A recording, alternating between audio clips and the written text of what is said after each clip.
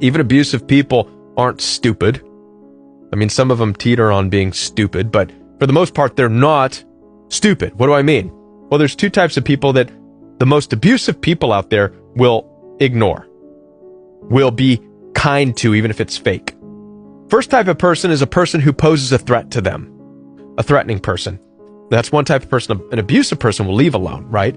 A threatening person. The other type is a person who doesn't care about their abuse, will laugh it off, or will straight up leave. This is something that I witnessed when I was dealing with the abusive people. It was a family dynamic. The abusive natured person was abusive to everybody. I wasn't the only one being cussed at, called names, and bullied. Everybody was.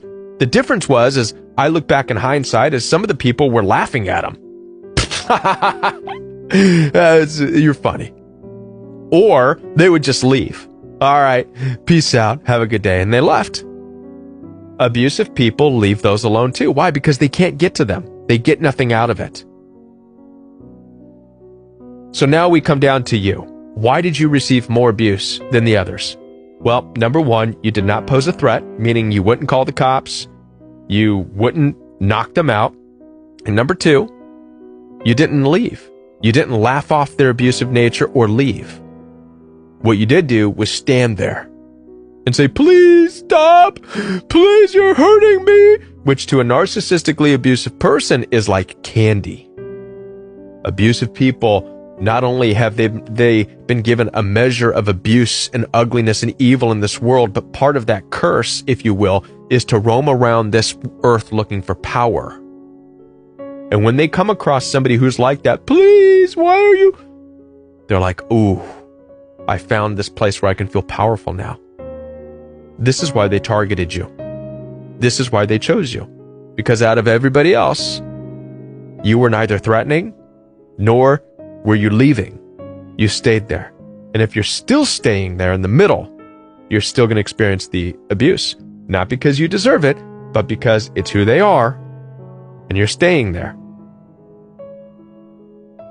So, the end of this message looks like this. You're up against abusive people. Your mother, your father, your brother, your sister. They have evil in their hearts. It was given to them as a gift, if you will, by the Almighty. Science can't explain it. Genetics can't explain it. DNA can't explain it. Unless you believe in lizard people, then perhaps it has something to do with that. But it is what it is, in that they are abusive. You can't change it. God could not talk Cain out of being evil. You cannot talk your family out of being evil. What you have to take responsibility for is yourself and where you stand in it.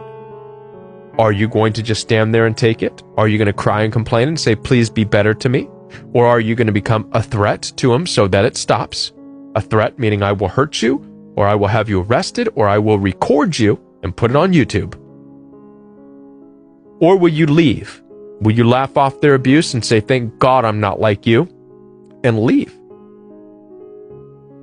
Let them experience the absence of you, not because it's going to change them, but because you don't want that negativity in your life because you're not like that.